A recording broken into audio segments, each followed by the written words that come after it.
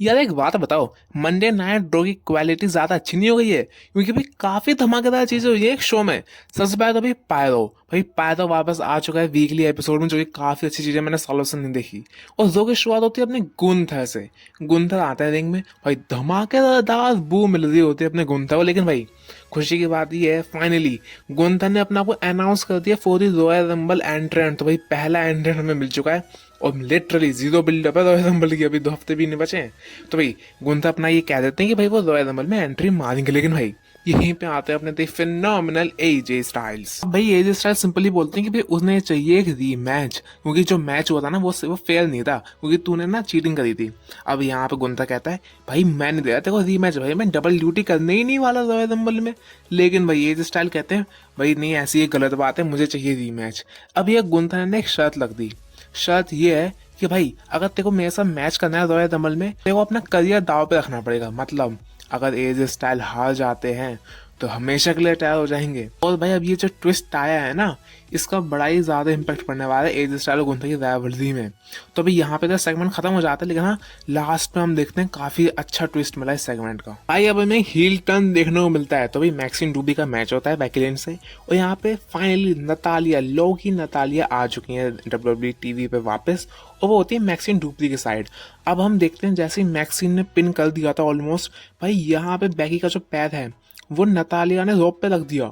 और ये तो मैक्सिन देखते ही लगे भाई ये क्या हो गया।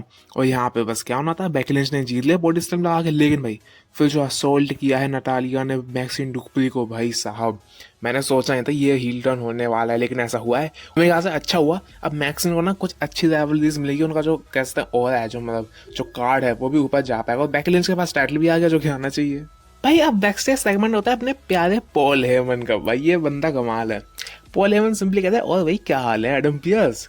तो यहाँ पे एडम पियर्स कहता है तुम्हारा आज मैच है, ठीक है, एक ट्रिपल थ्रेट मैच होगा। तो अब यहाँ पॉल हेमन कहता है अच्छा भाई ठीक है कोई नहीं। लेकिन भाई एडम पियर्स ने एक चाल चली है। एडम पियर्स कहता है मैं रिंग साइड में मौजूद रहूंगा। अब ये सुन के पॉल हेमन कुछ खास खुश नहीं था, लेकिन हाँ एडम पियर्स काफी हंसी करता था। तो मतलब आज तो मजा आने वाला था हमें विजन की राइवलरी में।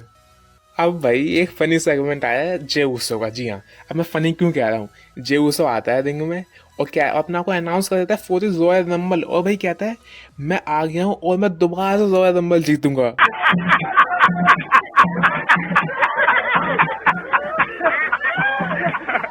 अब भाई ये सुन के ना मजाक से रही जे उसकी बुराई नहीं करता, लेकिन मुझे बहुत ही हंसी आ गई कि भाई जे उसो दोबारा रॉयल रंबल जीतेगा तो क्या ही होगा भाई। मतलब लिटरली दुनिया खत्म 2026 में, बुराई नहीं करता मैं।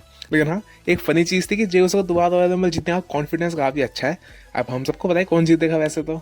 अब भाई अब आ जाते हैं विजन। विजन का मैच होता है पेंटा, रे फिनिक्स और रे मिस्टीरियो के साथ। अब भाई यहाँ पे ना एक पॉइंट आता है जब ऑस्टिन थ्योरी ब्रास नकल लिए होते हैं, और भाई एडम पियर्स आते हैं और ब्रास नकल छीन लेते हैं ऑस्टिन थ्योरी से। भाई साहब ये देख के तो भाई पॉल हेमन खुश नहीं है। अब होना क्या था, यहाँ पे पिन कर दिया है पेंटा ने ऑस्टिन थ्योरी को। सबसे पहली बात, एडम पियर्स का यहाँ पे इन्वॉल्वमेंट काफी ऐसी चीज है, क्योंकि भाई जनरल मैनेजर्स ना अब लग रहे हैं कोई जनरल मैनेजर हैं। भाई कुछ सालों पहले तो पता ही नहीं था कौन जनरल है कौन मैनेजर है।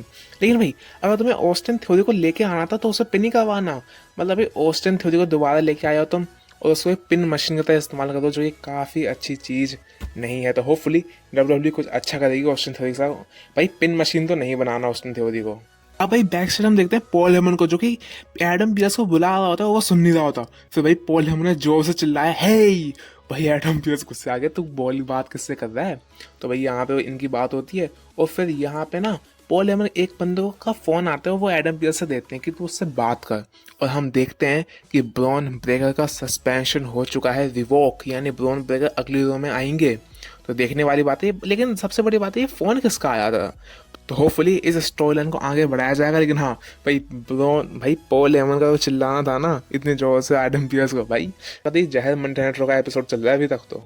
भाई अब रिंग में आती हैं अपनी रियो यानी ईओ स्काई और रिया रिप्ली, और अपने आप को रॉयल रंबल के लिए अनाउंस कर देती हैं। और भाई पीछे से आते हैं लिव मॉर्गन भी आ जाती हैं अपनी जजमेंट डे, साथ में रॉक्सन पेरिस भी आ जाती हैं। तो वो भी अपना को अनाउंस कर देती हैं। और फिर डक्कर रोड्रिगस आके असॉल्ट कर देती हैं अपनी रियो को। तो ये रियो ऑन द टॉप तो नहीं है अभी। और हाँ मतलब इन बंदों ने बस अपने आप को अनाउंस किया रॉयल रंबल के लिए, तो बस अब ठीक है अच्छी बात है। अब ये एक मैच होता है जियो एवांस का वर्सेस अमेरिकानो। लेकिन भाई जियो एवांस को मैच के बीच में चोट लग जाती है और उनको वापस लेके जाना पड़ता करता है तो काफ़ी सीरियस इंजरी हो सकती थी, लेकिन फिर रॉ के बाद न्यूज़ आती है कि जियो एवांस ठीक है, उनको शायद कंकशन हुआ था, हमें लगा कि शोल्डर डिस्प्लेस हुआ है, लेकिन हाँ चलो ठीक है अपना जियो एवांस काफ़ी अच्छा राइजिंग स्टार है इस रॉ का। और भाई फाइनली हमें पता लग चुका है कि एजे स्टाइल का मैच हुआ कि नहीं। तो भाई एजे स्टाइल जाते हैं एडम पियर्स के पास और वो कहते हैं आई एक्सेप्ट द चैलेंज। तो भाई यानी अब एजे स्टाइल का करियर दाव पे लेगा रॉयल रंबल में, वो भी अगेंस्ट गुंथर जो कि करियर एंड करता है बंदों का। भाई देखने वाली बात है इस मैच का रिजल्ट क्या होगा, लेकिन भाई एजे स्टाइल हारने तो नहीं वाले, लेकिन जीतेंगे कैसे वो देखने वाली बात होगी। तो होपफुली मैं तो बड़ा एक्साइटमेंट रॉयल रंबल के लिए, फाइनली कुछ अच्छा चीज़ तो हुआ है इस रॉयल रंबल की बिल्डअप में।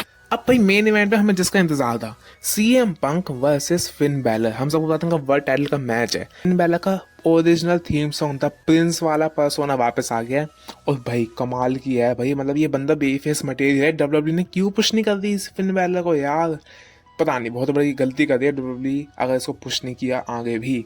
लेकिन भाई आपको रिजल्ट बता देता हूँ, सीएम पंक ने पिन कर दिया है अपने फिन बैलर को। जी हाँ, ज़्यादा हाइप में बनाना चाहता नहीं था तो सीधे मैंने को बता दिया पिन हो चुके हैं फिन बैलर। लास्ट में बस यहाँ पे सीएम पंक ने हाथ वाथ मिला लिया और अच्छी बात है भाई, यहाँ पे थोड़ा फ्रेंडली सजेशन दिया और फिन बैलर ने भी क्राउड का एक्सेप्ट, मतलब क्राउड का अभिवादन स्वीकार किया। तो ज़्यादा कुछ था नहीं, मेन इवेंट में कुछ सरप्राइज हुआ नहीं, पता ही था यार फिन बैलर हार जाएंगे। और रोमन रेंस सबसे बड़ी न्यूज़ ये है जो आप मैं टाइटल में पढ़ी थी कि भाई रिपोर्ट्स आ रही हैं कि रोमन रेंस और ट्रिपल एच के बीच में क्रिएटिव फ्यूड्स के बीच में कुछ चक्कर चल रहा है, मतलब क्रिएटिवली दोनों एक पॉइंट पे नहीं आ पा रहे हैं। तो यार ये बहुत ही गलत चीज़ है डब्ल्यू के लिए, क्योंकि biggest star of W history और क्रिएटिव का हेड अगर एक ही टर्म पे नहीं आ पा रहे हैं तो यार ये तो बड़ी गलत चीज़ हो गई। इससे डब्ल्यू का प्रोडक्ट भी ख़राब हो सकता है। तो होपफुली ये दोनों एक ही जगह आ जाएंगे। और भाई अगर आप डब्ल्यू की मर्चेंडाइज वगैरह जो लैपटॉप्स या माइक मैं यूज़ करता हूँ वो परचेज़ करना चाहते हो तो लिंक डिस्क्रिप्शन में, वहाँ से आराम से परचेज़ कर सकते हो। काफ़ी सारी चीज़ें आपको अच्छे दाम में मिलेंगी तब तक। और आपको मंडे नाइट रॉ का एपिसोड कैसा लगा यार, कमेंट से बताओ यार, मुझे जानना है। आप 5 में से कितनी रेटिंग दोगे? मेरे हिसाब से तो ये 3.5 है। आप बताओ आपकी क्या रेटिंग है। तब तक के लिए आई लव यू गाइस।